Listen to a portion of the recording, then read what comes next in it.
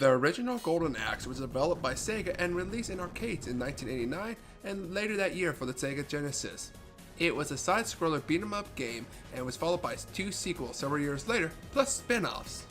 However, it is the original Golden Axe that brings back memories.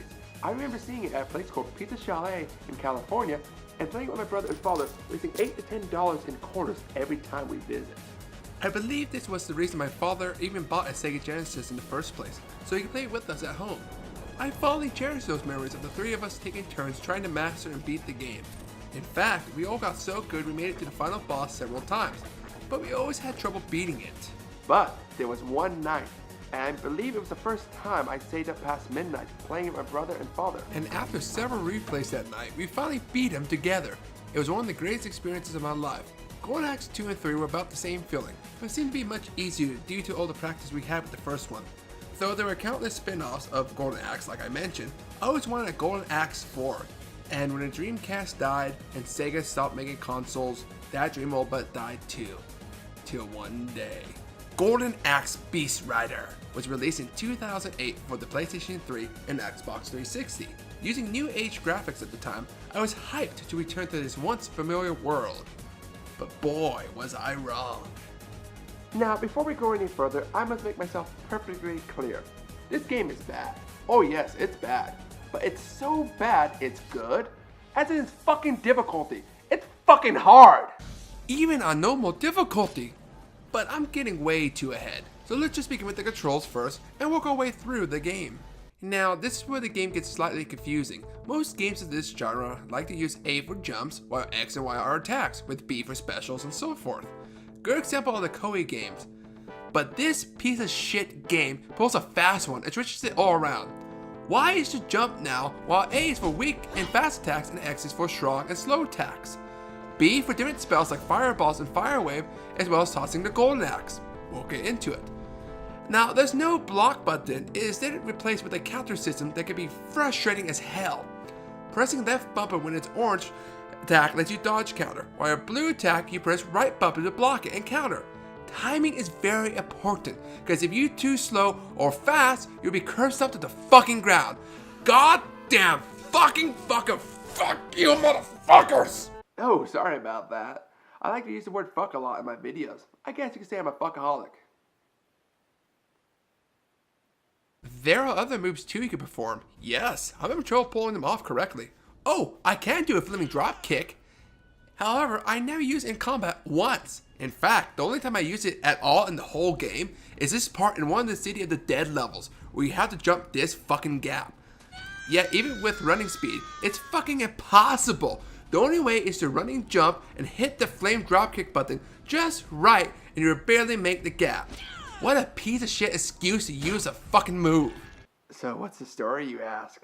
Well, brace yourselves, because I'm explaining it. The game begins with Tyrus walking through a barren valley by herself and realizing she's late for a huge ceremony where a dragon god flies down from the sky and blesses her people. She realizes that being late for this is probably a bad thing and starts to run, but encounters orc-like creatures called Boogeyman. Seriously, that's what they're called. She battles her way through the Boogeyman and arrives at the ceremony a bit too late. A group of Boogeymen kill all the priestesses and knock Tyrus out and kidnap her almighty dragon god. By the way, if your dragon god gets kidnapped by a band of orcs, it's time to get a new god. Later, Tyrus awakens and the dwarf from the original game is there, pulling an axe out of his fucking chest. He sees Tyrus and exclaims, "By my balls, girl!" Okay, if you're a hot chick who was unconscious and the first thing you heard was a dwarf talk about his balls, that's not a good thing. Oh, no. That's not a good thing. Did he somehow resurrect you with his balls? Is he your father? Or is that just a dwarven expression? Anyway, the dwarf gives Tyrus the golden axe and says you must find the pieces and reassemble it. Lucky for Tyrus, the pieces just snap right on. Near the end of the game, Axe Battler from the original game appears too.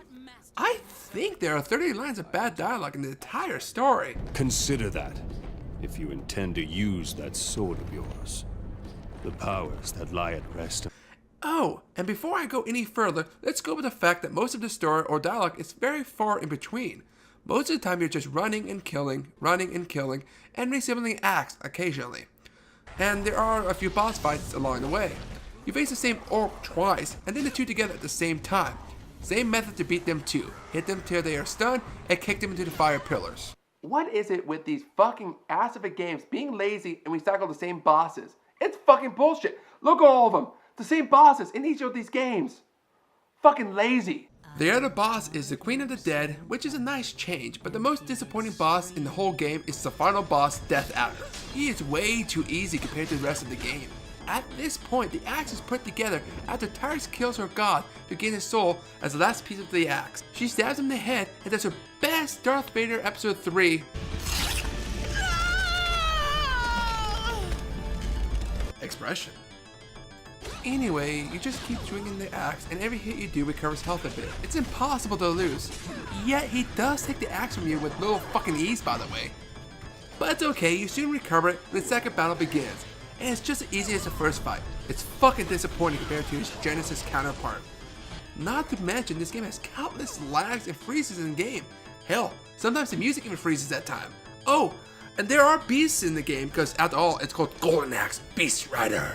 Honestly, these guys are only in 10% of the game and are so fucking slow and sluggish, it's not even worth it. Because the enemy can take it from you and own your fucking ass. So good job, cunt licker. You just help the enemy gain the advantage.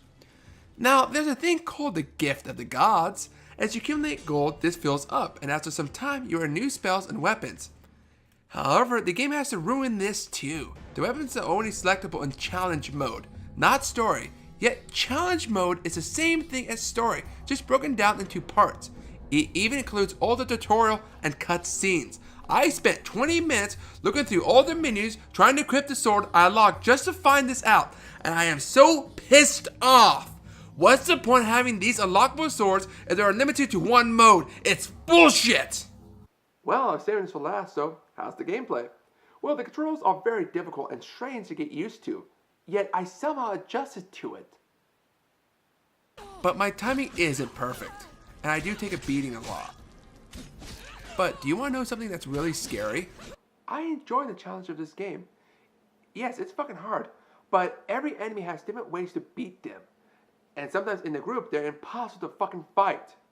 Just like the original Golden Axe had. I really do enjoy it, even if I'm thrown in a corner of the map and the broken game mechanics treat me like an F-class whore. Because I am a whore. I'm a dirty whore, yes I am. I'm a dirty whore. Oh yeah. The graphics aren't too bad, but there have been other games that came out around this time with better visuals. Let's not go into a run cycle. It's like a 6th grader running in place trying to go to the bathroom. So I beat Death Adder and Tyrus meets with the dwarf and Axe Battler, setting up a sequel with the dwarf ending the game with probably one of the best goddamn lines ever. Blood and shit. It's so great. But the game didn't do too well, and a follow-up was never made. It falls into the lost sequels like Beautiful Joe 3 and so on. I give this game a 6.0 out of 10. Yes, the game has many flaws. Its story is so boring and doesn't really expand on the universe. The controls really do kill me, but it's amazing how somehow you adjust to it. Game is rather short too, with 6 to 8 hours. But the game does feel like Golden Axe when you fight different enemies, which require different tactics and approaches. Hard as hell, but has that Golden Axe feeling. It's a real shame the game never got its follow-up, because I think you'd be playing as the other two characters. Hell, maybe the controls could have been fixed too, but alas, never meant to be, and my dream of Golden Axe 4 with it. But if this game was to go out on a high note, it's the fact you can lock the original Golden Axe costume for Tyrus. Oh yeah, it's fucking hot as hell. Wearing it and going through the game again reminds me of the glory days, and that's Golden Axe Trilogy. Blood and shit. Well said.